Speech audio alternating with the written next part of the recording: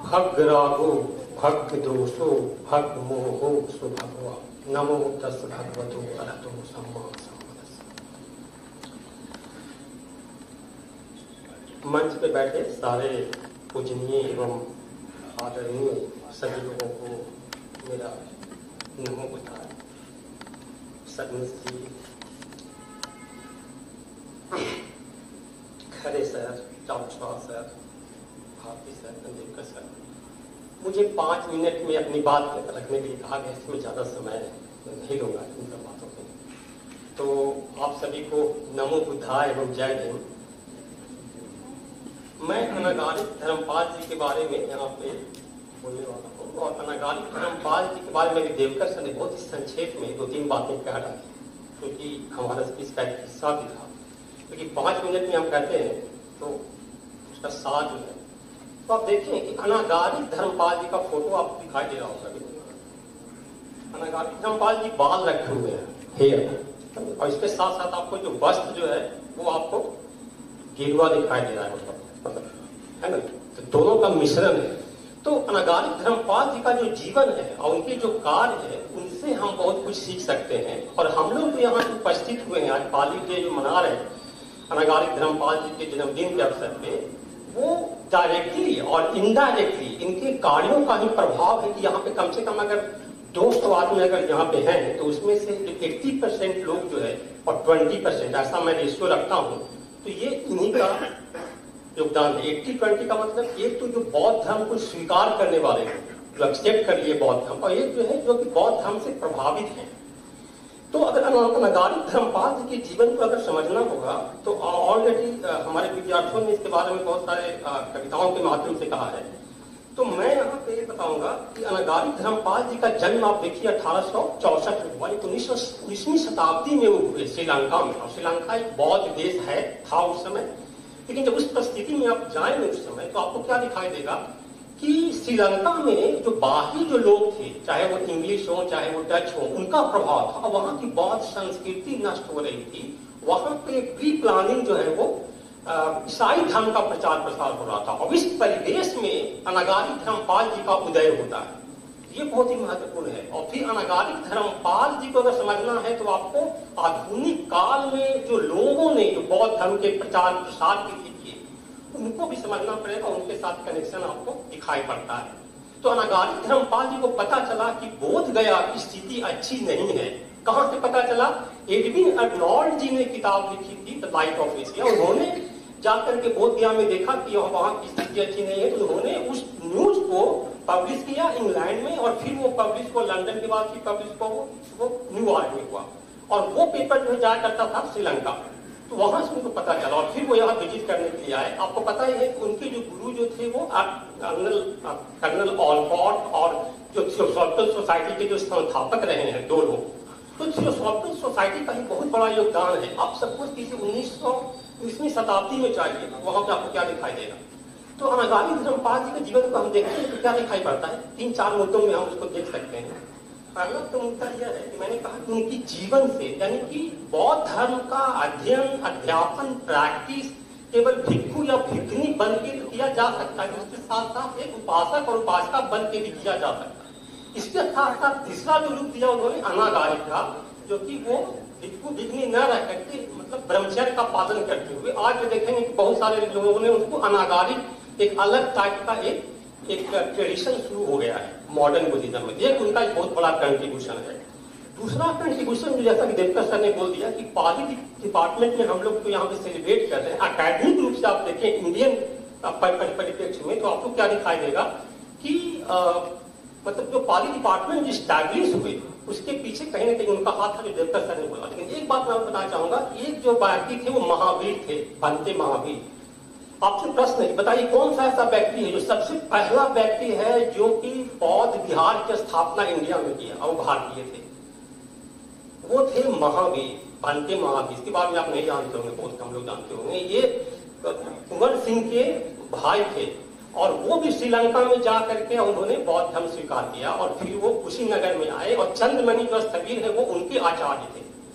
तो मतलब अनागारी धर्मपाल जी का जो कंट्रीब्यूशन है, एक तो हो गया अकेडमी के रूप में जो हम लोग यहाँ पे उपस्थित हैं, दूसरा हो गया मिशनरी के रूप में। मिशनरी का मतलब कि 19वीं शताब्दी में बहुत सारे लोगों को लग रहा था कि बौद्ध धर्म एक हमें नई ऊर्जा दे सकता है, एक नई दिशा दे सकता है।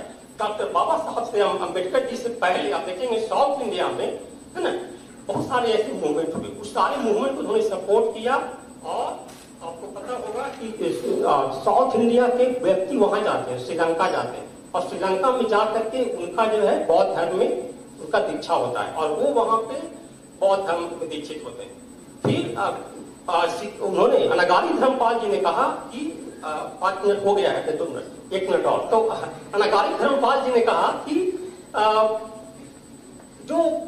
जो अनटचेबल्स हैं या जो कि मार्जिनलाइज्ड लोग हैं, जो ओबीसी हैं, जो ऐसे लोग हैं जिनका की अभी आवाज नहीं है, वो पहले से ही बुद्धिस्ट थे। इस तरह का विचार जो है सबसे पहले अनागारी धर्मपाल जी ने रखा था, और उसी विचार को आप देखेंगे कि बाद में जो है वो बाबा साहब ने उसको एक्सप्लोर किया है। यानी कि घर वापसी का जो कंसेप्ट है कि आप अगर बौद्ध धर्म स्वीकार कर रहे हो तो अपने घर में आ रहे हो। अब मैं अपने भाषण का समापन एक बहुत ही महत्वपूर्ण चीज से करता हूँ, महाबोधि जो बिहार है। तो महाबोधि बिहार का उन्हें शुरुआत की मूवमेंट आज भी चल रहा है।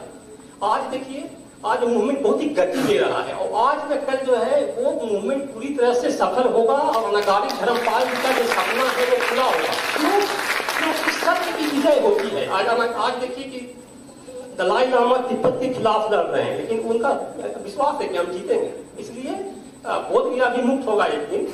लास्ट में एक और बात कहूंगा कि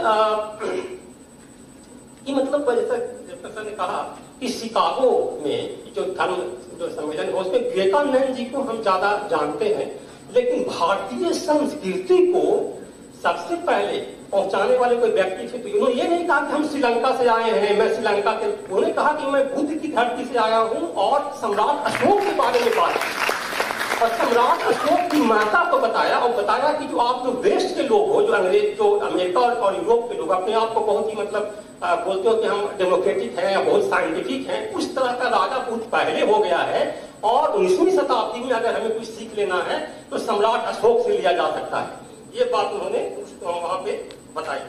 तो सबसे बड़ा जो हमारा जो कंट्रीब्यूशन यही होगा कि हम पाली पढ़ें, और पाली को 2 तरीके से पढ़ें, एक अकेडमिक रूप में और एक मिशनरी रूप में। 2 अप्रोच है उसको बनाने का। मिशनरी का मतलब कि बौद्ध धर्म का अपनाने के साथ साथ कम से कम बौद्ध जीवन को अपने लाइफ में उतारिए, तभी ये कार्य सफल होगा। लास्ट में यहाँ पे चाबुकस्वार जी हैं, सबनीस जी हैं, उनसे मैं रिक्वेस्ट करता हूँ कि जैसा देवता ने कहा कि 2006 में ये इनिशिएटिव लिया गया था।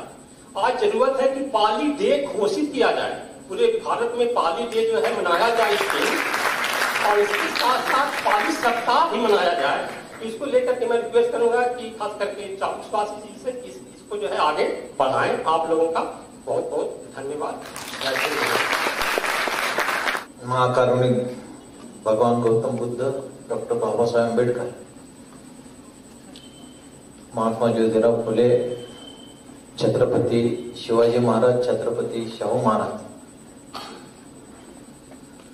ज्यांची आज जयंती आहे 17 सप्टेंबर, ते प्रबोधनकर ठाकरे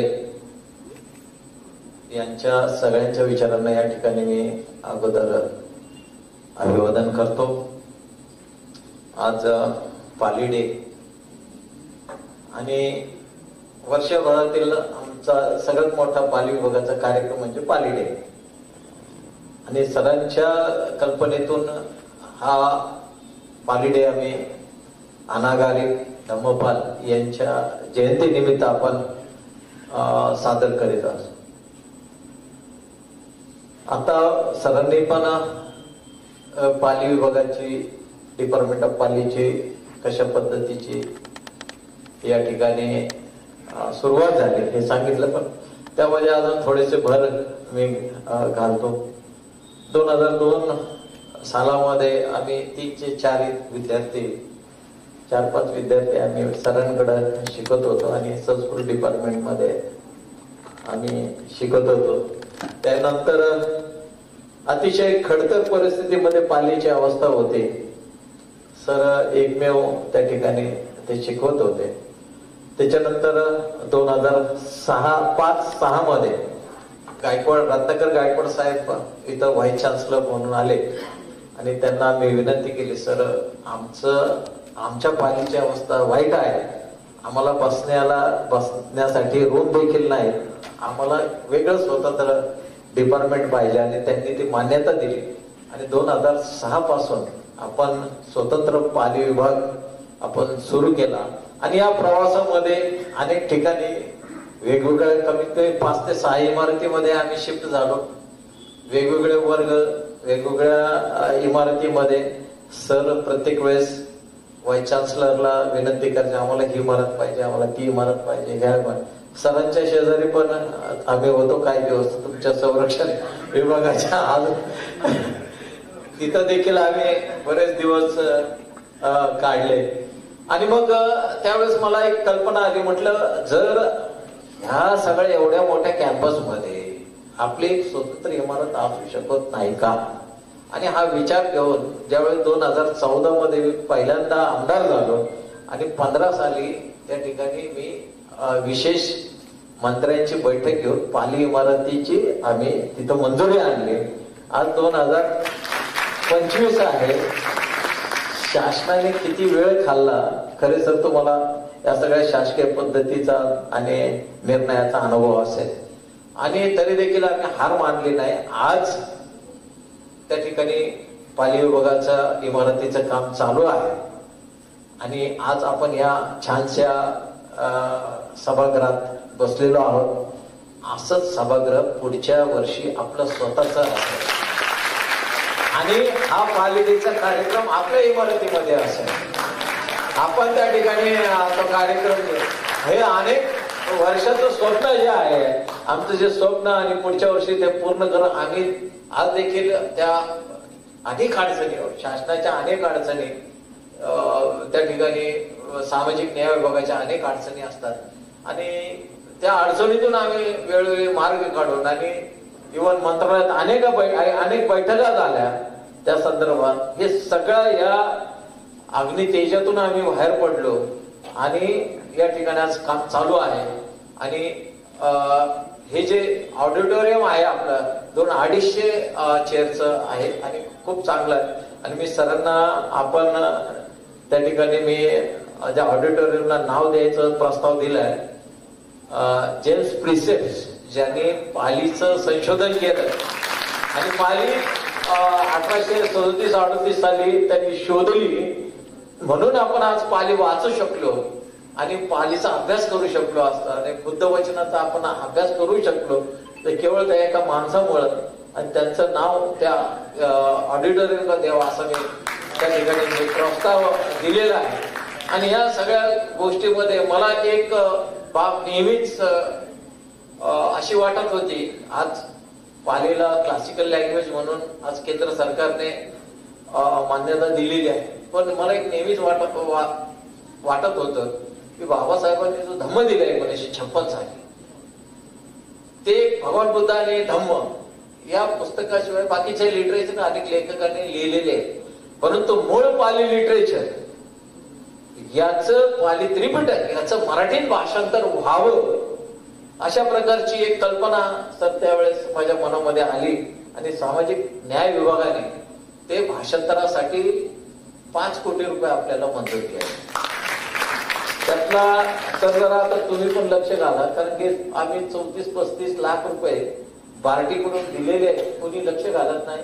आणि तो तुमचं एक डिपार्टमेंट आहे ना इतकं म्हणजे काय सांगायचं त्या डिपार्टमेंटचं ते करताय काय अहो किती वर्ष झालं पैसे देऊन इन्फ्रास्ट्रक्चर तयार करायचं फक्त त्यांनी इन्फ्रास्ट्रक्चर तयार करायचं तिथं आम्हाला कम्प्युटर वगैरे घेऊन द्यायचं आमचं ट्रान्सलेशनचं काम चालू होईल एवढाच विषय हो.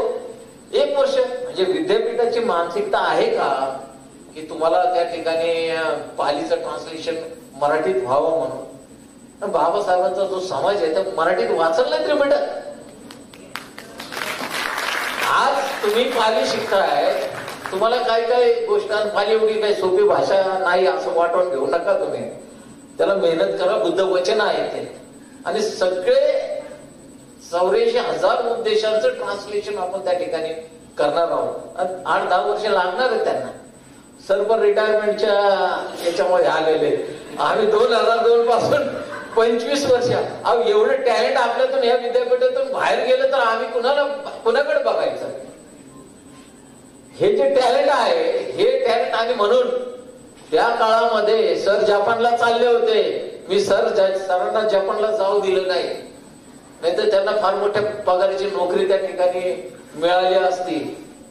म्हटलं सर जायचं नाही, काही जरी झालं तर आपण पूर्ण डिपार्टमेंट या ठिकाणी उभा करू, पण तुमची गरज, तुमच्या ज्ञानाची गरज आज या महाराष्ट्रामध्ये आहे, या बाबासाहेबांच्या जनतेच्या शिकणाऱ्या लोकांसाठी आहे. आणि म्हणून सरांना आग्रह करून त्या ठिकाणी आम्ही इथं आणलं, आणि त्याचे फ्रुट्स, त्याचे फळं आज आपल्याला चाखायला मिळतात. आणि या सगळ्या ह्या काही साध्या गोष्टी नाही. जसं अनागारिक धम्मपाल यांनी जसा संघर्ष केला, 40-42 वर्ष बोधगयेचं त्यांनी आंदोलन केलं. त्यांच्यानंतर भंते सुरेश ससाई यांनी 40 वर्ष आंदोलन केलं. आता भंते विनयाचार्य हे देखील आंदोलन करतात, आणि ह्या वेळेस यश निश्चित मिळणार असं मला वाटतं. आणि तुम्ही सगळे पालीचे विद्यार्थी, तुम्ही सगळे सोशल मीडिया रोज हँडल करताय. सोशल मीडियावर रोज तुम्ही पोस्ट टाकल्या पाहिजेत की बोधगयेचं आंदोलन, हे जे विहार आहे हे स्वतंत्र झालं पाहिजे. याच्यामध्ये पूर्ण भंतेजींचा त्या ठिकाणी तो कायदा जो राज्य सरकारने तिथले केलेला आहे, 4 ब्राह्मण पुजारी, 4 भंतेजी, 8 आणि 1 कलेक्टर, ज्याची मेजॉरिटी असेल ते निर्णय घेणार, म्हणजे त्यांचा 5चा निर्णय त्या ठिकाणी होतो. ही जी अवस्था आहे, ही अवस्था आज भारतामध्ये नसावी, कारण की ज्या पद्धतीने आज या देशामध्ये जी काही विचारसरणी चालू आहे, त्या विचारसरणीच्या माध्यमातून आपल्याला त्यांच्या विरोधात आपल्याला संघर्ष हा करावाच लागणार आहे. त्याच्याशिवाय आपल्याला पुढचा मार्ग आपल्याला दिसणार नाही. आणि म्हणून प्रत्येकाने या ठिकाणी तुम्ही पाली सरांसारखे विद्वान पंडित आपल्याला विषय शिकवत, सगळा आमचा जो समोर बसलेला स्टाफ हे देखील खूप चांगले आहेत. मी एक 10 वर्ष त्या ठिकाणी शिकवण्याचं काम केलं, परंतु मला राजकीय याच्यामध्ये क्षेत्रामध्ये वेळ मिळत नसल्यामुळे मी त्या पुढे ते कंटिन्यू करू शकलो नाही. हे तुम्ही ज्या पद्धतीने बुद्ध वचन शिकताय आणि ज्या आतुरतेने मन लावून शिकताय, तुमच्या पाठीमागे निश्चितपणे चांगल्या कर्माची पारमिता आहे, आणि त्या पारमितेच्या आधारे तुम्ही या ठिकाणी शिक्षण घेताय, बुद्ध वचन शिकताय. आणि या वचनाच्या माध्यमातून काही लोक विपश्यनेची प्रॅक्टिस करणारे देखील असतील. परियती पटीवती या दोन्ही गोष्टी आपल्याला पाहिजेत. परियती जे आपण शिकतोय, पटीपती म्हणजे प्रॅक्टिस, विपश्यनेची प्रॅक्टिस प्रत्येकाने केली पाहिजे, शिबिरं केली पाहिजे. त्याच्या माध्यमातून तुम्हाला परियतीसाठी देखील बळ मिळेल. अशा पद्धतीने जर तुम्ही विचार केला तर निश्चितपणे आपल्याला यश प्राप्त होईल.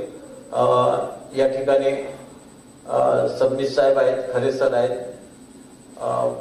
महेंद्र भारती जे आहे, देवकर सर, ते ज्यांच्या कल्पनेतून आपण या ठिकाणी हा पालीचा वृक्ष, हा वृक्ष मोठा झालेला आहे, त्याची फळं देखील आपल्याला मिळायला लागली. परंतु तरी देखील आपल्याला थांबून उपयोग नाहीये.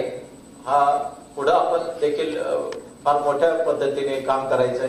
आम्हाला एकदा इमारत झाल्यानंतर सर आम्हाला हे department of Pali international Pali centre बनवायचं, आणि भारतामध्ये असं एकही सेंटर असणार नाही जे की पुणे सावित्रीबाई पुणे विद्यापीठात असेल. अशा पद्धतीचं आमचा एक सरांचा एक संकल्प आहे, आणि सगळे त्यामध्ये संकल्पामध्ये आहेत. तर आपण या ठिकाणी आलात तर मी देखील आपलं सगळ्यांचे आपले देखील मार्गदर्शन होणार, आणि या विद्यार्थ्यांना त्या ठिकाणी थोडस प्रोत्साहन देखील मिळणार आहे. प्रत्येक जण मी एकट्याने काय होऊ शकत नाही. प्रत्येकाची थोडी थोडी शक्ती, विचार हे एखाद्या गोष्टीला पुढे नेण्यासाठी लागतात, आणि सगळ्यांच्या माध्यमातून हे डिपार्टमेंट पुढे जाईल, आणि अनेक प्रबुद्ध विद्यार्थी याच्यातून घडतील अशी अपेक्षा करतो. थांबतो. जय महाराष्ट्र, जय भीम.